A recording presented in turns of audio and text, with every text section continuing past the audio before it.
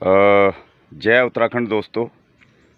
मैं अनिल जोशी, उत्तराखंड राज्य आंदोलनकारी अध्यक्ष देवभूमि पलायन एवं बेरोजगारी उन्मूलन समिति।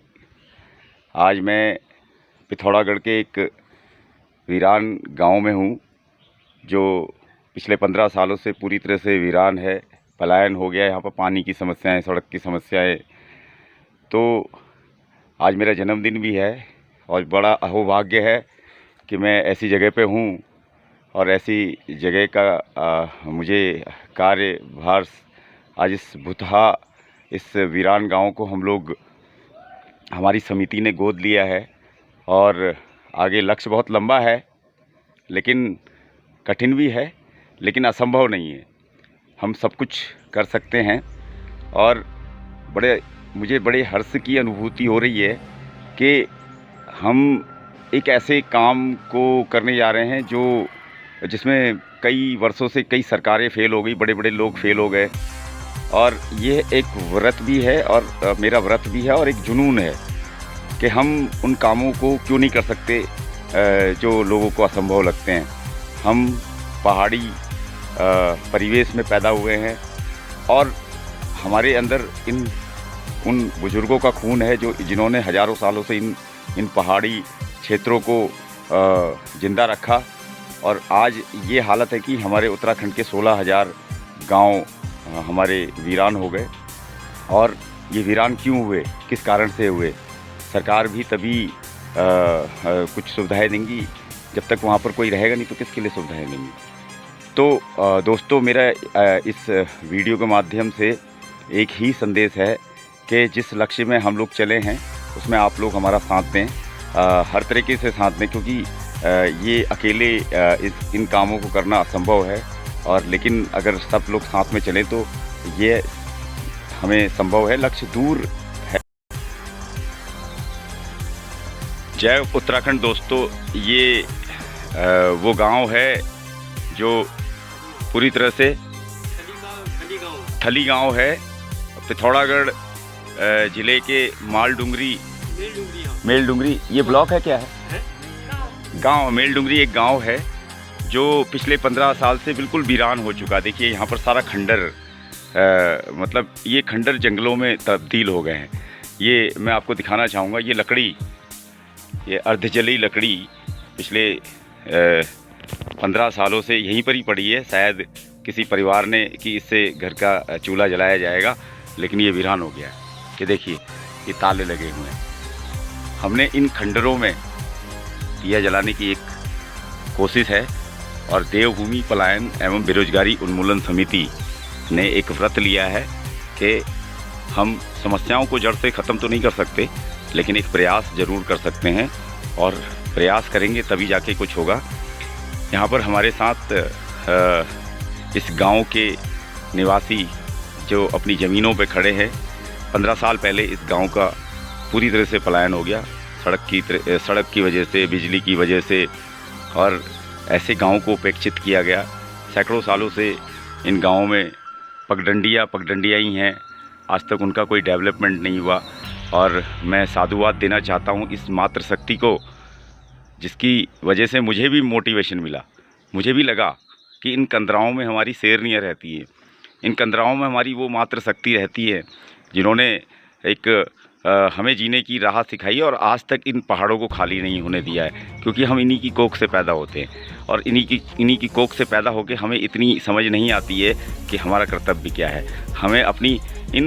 हमें पैदा करने वाली इन मातृशक्ति को और इस मातृभूमि की रक्षा हमें करनी है। मैं धन्यवाद देना चाहता हूँ। मैडम, मैं आपको सैल्यूट करता हूँ। आप एक ऐसा काम कर रही हैं, ठीक है, आपकी यहाँ से इन कंदराओं से बाहर आपका नहीं जाती बात, लेकिन समिति आपकी बात ऊपर तक पहुँचाएगी। तो रेखा जोशी जी के बारे में बताना चाहूँगा। ये एक समाज सेविका हैं और काफ़ी समय से महिला सशक्तिकरण में लगी हुई हैं, और कई महिलाओं को रोज़गार भी प्रोवाइड कराती हैं। और इनके साथ इनके पतिदेव हैं जो एक गोविंद वल्लभ जोशी जी, तो ये इनका पूरा साथ देते हैं, जो कि मैं इनको सैल्यूट करता हूँ, क्योंकि इनको शक्ति देने वाले ये हैं। और आज ये हमने जो बुता और वीरान गांव गोद लिया है, बड़ी हर्ष की अनुभूति हो रही है कि हम एक किसी काम को शुरुआत करने जा रहे हैं। अच्छा मैडम, मैं आपसे ये पूछना चाहूँगा, ये हमारी समिति की कुमाऊं मंडल की महिला प्रकोष्ठ की अध्यक्ष भी हैं। ये गांव के बारे में मैं आपसे कुछ जानना चाहूँगा। सबसे पहले तो मैं इस गांव के बारे में ये बताना चाहूँगी कि पिथौरागढ़ जिला मुख्यालय से 15 किलोमीटर दूर मेलडुंगरी गांव है। उसी गांव से 5-7 किलोमीटर नीचे ये थली गांव पड़ता है, मेलडुंगरी ग्राम सभा में आता है। तो ये गांव आज से 10-12 साल पहले बिल्कुल ही पलायन हो चुका है। यहाँ पहले 35 से 40 परिवार निवास करते थे, अच्छी आजीविका चलाते थे। यहाँ शिक्षा की कमी, बेरोजगारी, रोड की कमी और बिजली पानी की समस्या। अच्छा, मैंने ये देखा कि यहाँ पर रोड तो बिल्कुल नज़दीक पे है, ये रोड का क्या सीन है? रोड कटे हुए 10-12 साल हो गए हैं। 13.5 किलोमीटर रोड स्वीकृत हुई थी, लेकिन इन ठेकेदारों ने यहाँ क्या किया, रोड काट के छोड़ दिया। खाली छोटी सी रोड काट दी और छोड़ दी और जंगल बन गए। जंगल बन गया है, ना यहाँ गाड़ी आ सकती है, जगह जगह बड़े बड़े बोल्डर हैं और यहाँ बिल्कुल पलायन हो चुका है। यहाँ पे आम आदमी का अकेला आना भी संभव नहीं है जी। तो इसके लिए हम देवभूमि पलायन एवं बेरोजगारी उन्मूलन समिति का धन्यवाद देना चाहेंगे कि इन लोगों के, आपकी समिति के माध्यम से हमें भी मौका मिला अपने इस गांव को थोड़ा सा अगर हम कुछ इसमें विकास कर सकें और हमारे बेरोजगार बच्चों को कुछ यहाँ पे रोज़गार मिल सके और हमारा गांव फिर से हरा भरा हो। हम इस गांव को बचाना चाहते हैं। क्या आपके अंदर एक उम्मीद जगी है? बिल्कुल, हमारे अंदर उम्मीद जगी है और इस समिति के माध्यम से जितना सहयोग हमसे होगा हम भी करेंगे और समिति से मुझे बहुत सारी उम्मीदें जगी हैं कि इस गाँव में कुछ विकास हो पाएगा। अच्छा, मैं यहाँ के ना कुछ प्राकृतिक संसाधनों के बारे में पूछना चाहता हूँ कि जो यहाँ पर जो प्राकृतिक संसाधन मैं देख रहा हूँ, बहुत सब ये हरा पुष्ट है, तो कुछ मुझे जानकारी दीजिए यहाँ पे। चिवड़ा, एक तो चिवड़ा होता है पहाड़ी क्षेत्र में पाया जाने वाला चिवड़ा, ये भरपूर मात्रा में मिलता है। गर्म घाटी होने की वजह से ये चिवड़ा, देखो यहाँ पे कोई खाने वाला नहीं है, ये चिवड़ा है और इस चिवड़े के अंदर से बीज निकलते हैं। इसका वनस्पति घी बनता है और ये घी स्वास्थ्य के लिए इतना लाभदायक है, इसे कोई रोगी व्यक्ति भी खा सकता है। इसकी डिमांड आज हमारे उत्तराखंड में बहुत ज्यादा है, लेकिन हम लोगों को जरूरत है इसको विकसित करने की, इसको आगे लाने की। ये जंगलों में आ रहा है, सड़ रहा है, इसकी कोई कीमत नहीं है, तो ये हमारे स्वास्थ्य के लिए बहुत लाभदायक है। अब तो ये वीरान गांव हो चुका, लेकिन अब ये इन संसाधनों से बहुत सारा रोजगार पैदा किया जा सकता है। और यहाँ पे आम पर्याप्त मात्रा में है, हर वैरायटी के आम यहाँ पे मिलते हैं, छोटे से लेके बड़ा तक अच्छे से अच्छा आम हमारे यहाँ के जंगलों में है, लेकिन उपयोग इसका कुछ नहीं हो पाता है। गाड़ी नहीं है यहाँ, अकेला व्यक्ति कोई आ नहीं पाता है यहाँ, और कंधे में ढोके कोई नहीं ले जा सकता है। एक हमारे यहाँ जड़ी बूटियों का भी है, यहाँ पे शिलाजीत हमारे।